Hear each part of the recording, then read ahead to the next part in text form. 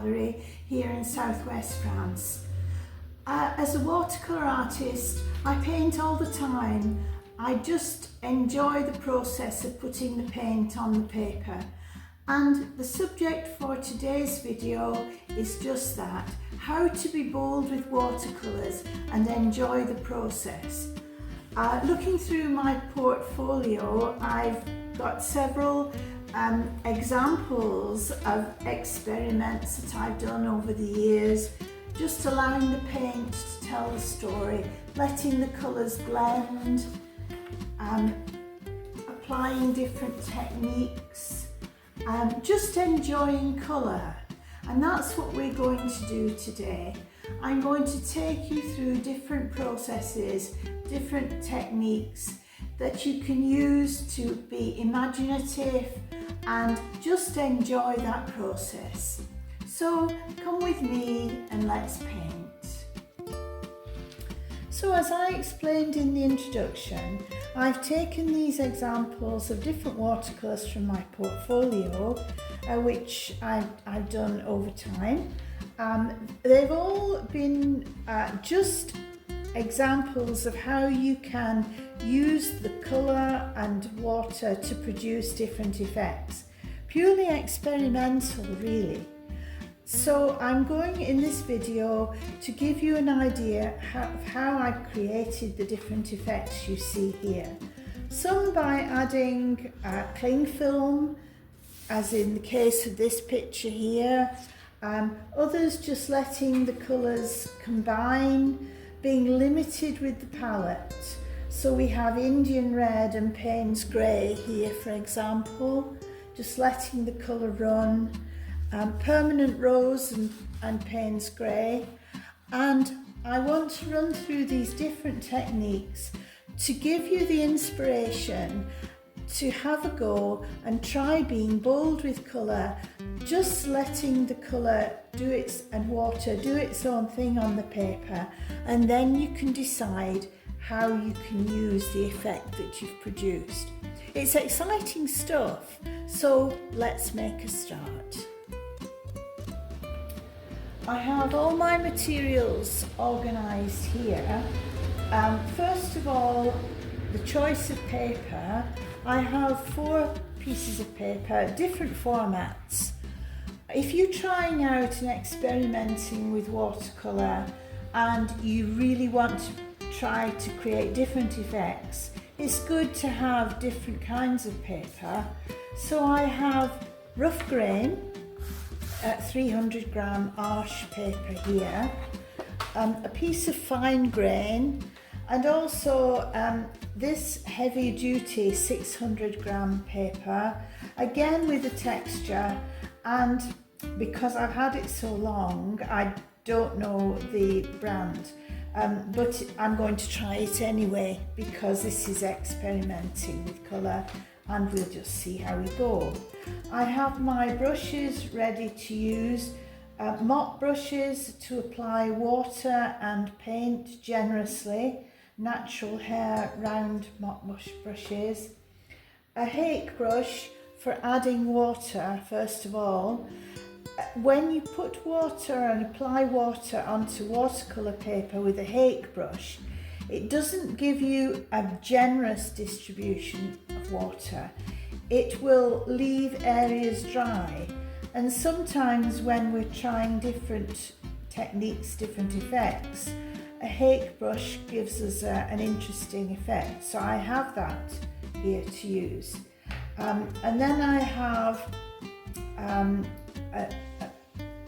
an interesting brush, a sabre brush, which we can use to drizzle paint and apply colour if need be. Don't know if I will need it, but it's here just in case. 2 pots of water. My choice of colour, I'm sticking with the primary colours. A palette of yellows, a palette of reds and a palette of blue. And then I have Payne's grey and Indian red on standby because I will need the contrast. It's all about being prepared, and so the paints will be ready to use on the palette before we start. and we will start first of all by wetting the paper. I also have a cling film, a roll of cling film, which I'm going to use at the last process to create different techniques on some of the washes that I'm going to make. So we're ready to start. So we're beginning with the first experimental piece of paper. This is the paper, I'm not sure of the brand.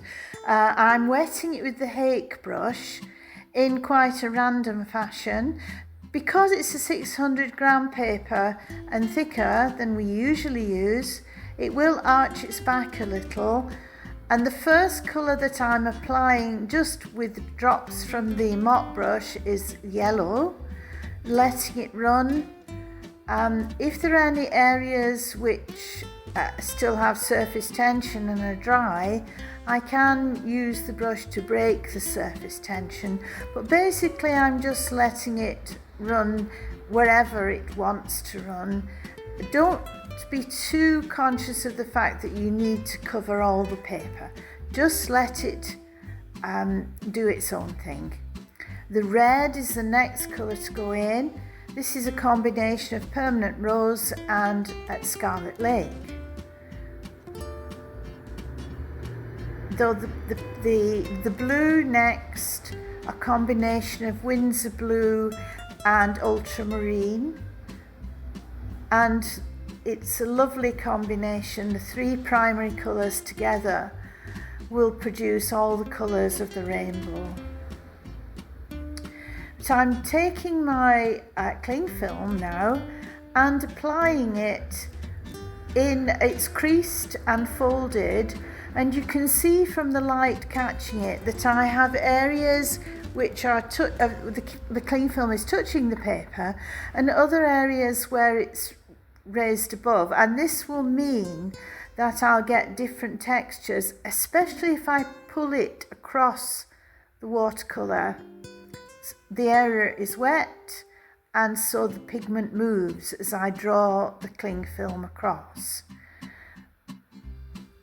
Next we have a piece of 300 gram rough grain, and now I'm going to paint wet on wet.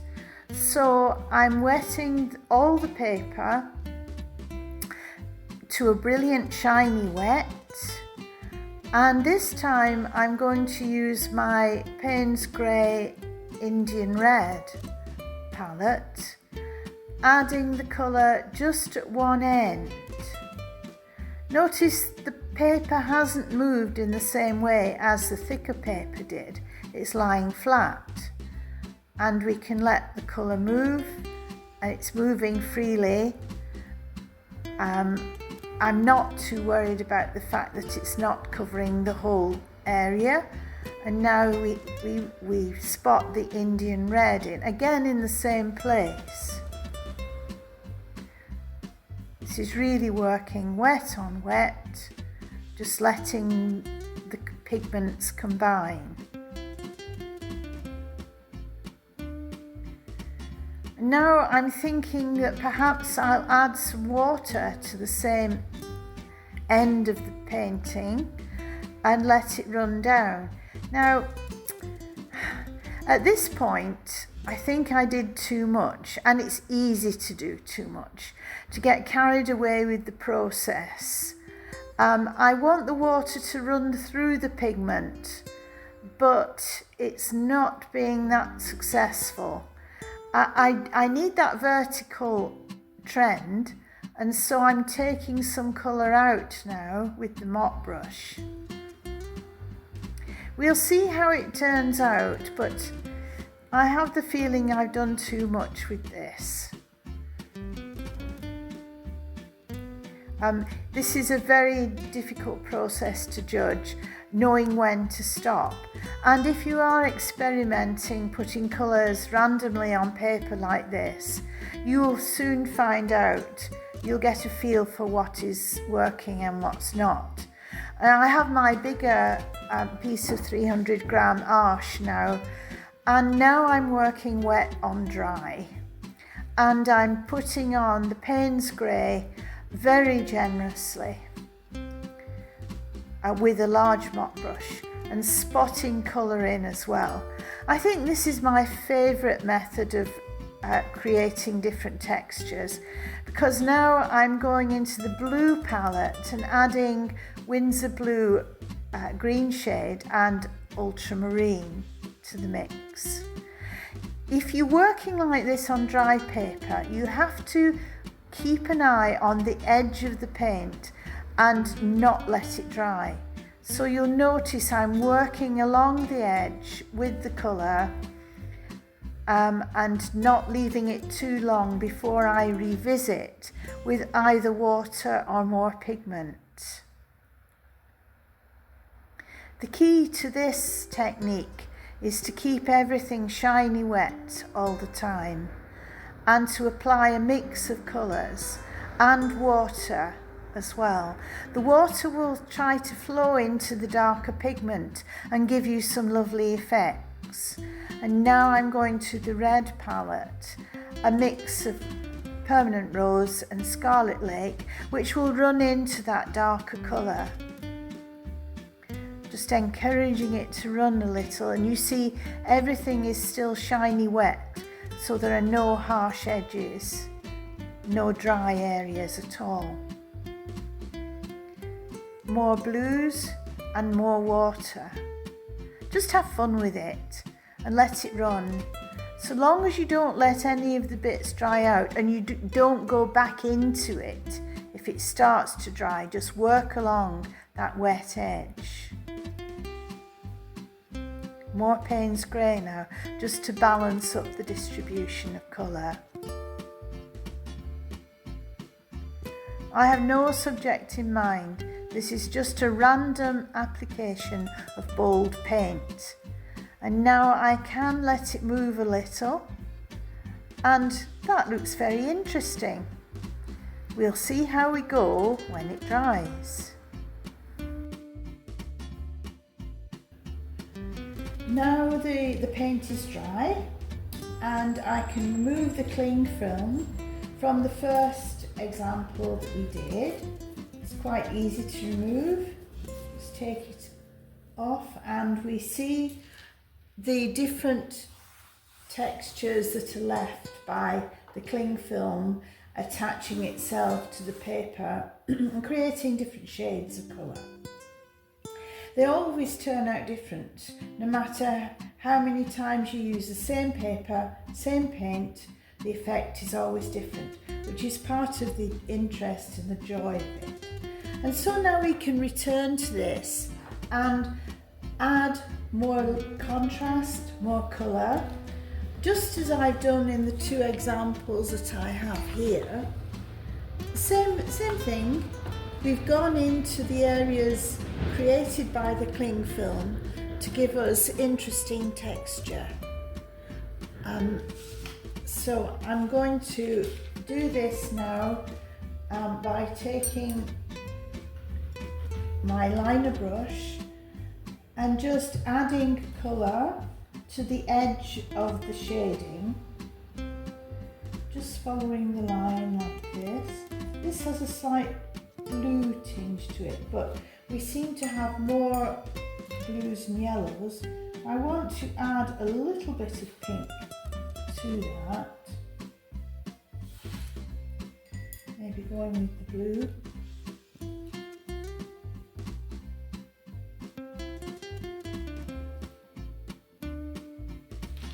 Just wash it down.